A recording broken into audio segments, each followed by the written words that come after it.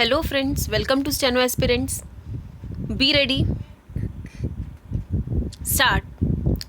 I am happy to be here to deliver the convocation address on the occasion of the Silver Jubilee year of the Rajiv Gandhi University of Health Sciences. I extend my heartiest congratulations to all the students receiving their degrees. Some of you have received special awards and medals and therefore deserve special appreciation. I noticed that out of the 12 gold medals I gave just now, 8 were won by our daughters. I am told that out of the 111 gold medal winners of this convocation, 87 are our daughters. This is almost 80% and is a tremendous achievement. I am happy that women are leading our country into the future in all fields, including medical sciences. I especially congratulate parents, faculty members, and administrative staff for making this possible. What you teach, learn, and practice as students of health sciences are among the most important branches of knowledge. At any rate, they are the noblest of sciences that help alleviate pain and save lives. As you know, ancient India generated a highly developed knowledge base for healthcare. They called it Ayurveda, which means science of life or science of longevity. Your subject has been arguably the most important branch of knowledge during the past 1 year. COVID 19 has inflicted agony and misery of unprecedented levels around the globe.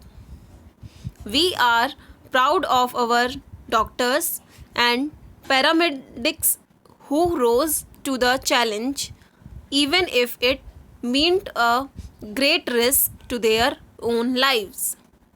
Truly, India's measured response has saved countless lives.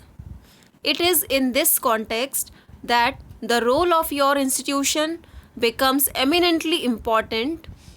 I am glad to learn that this university trained over 2 lakh healthcare professionals from doctors and nurses to administer hospital faculty providers to better respond to the outbreak.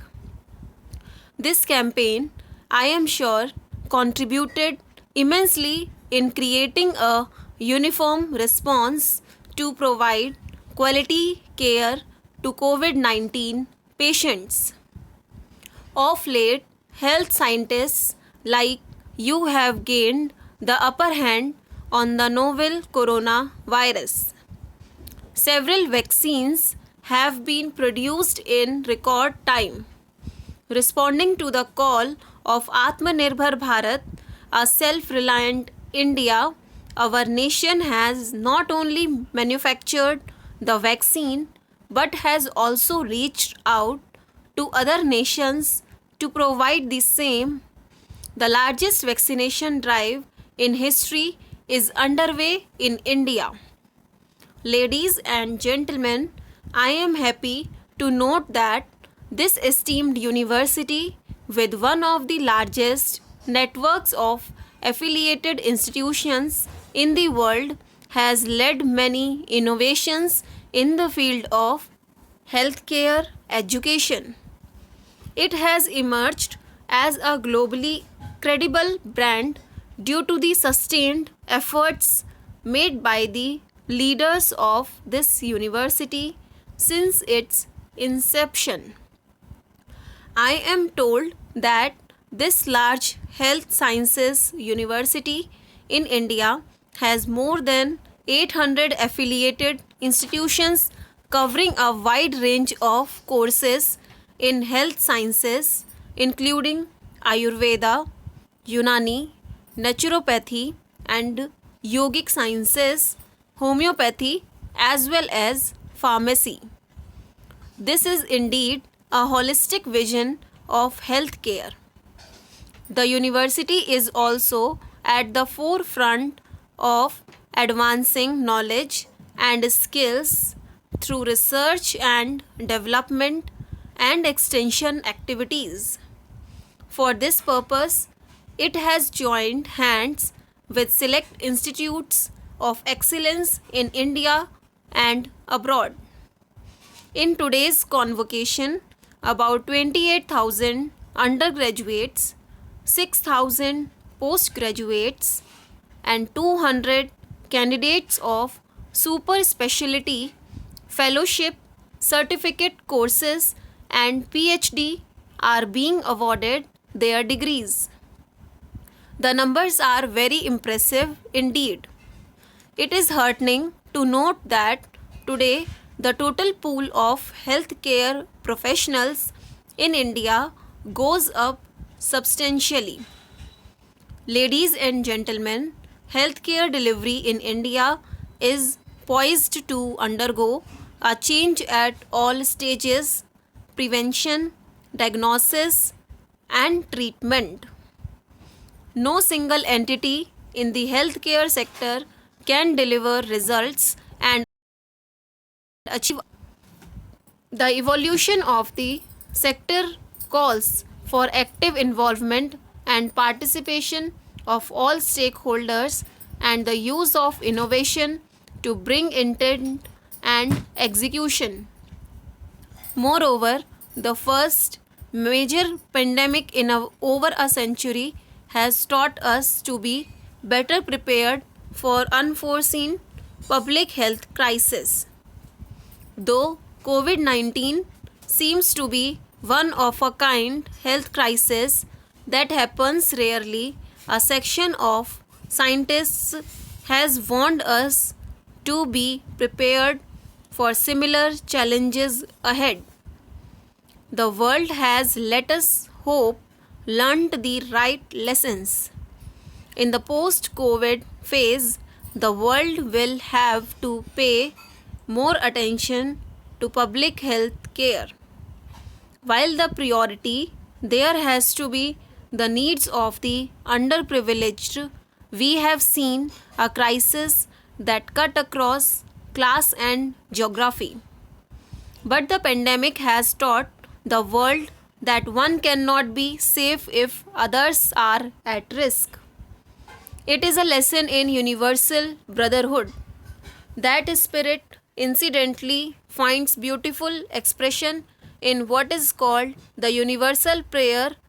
As a part of it, we pray, may all be happy, may all be free from illness. It is in striving to make all free from illness that you will find your true calling.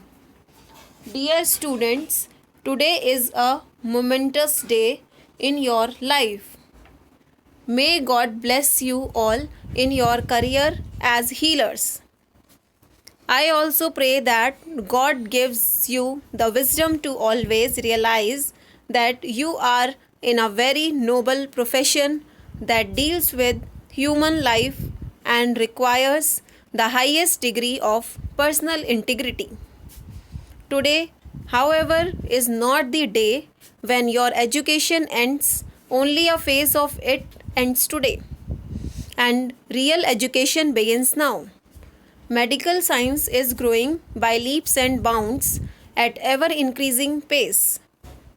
The rapid growth of research and technological innovations in medical sciences has enhanced the quantum of knowledge manifold.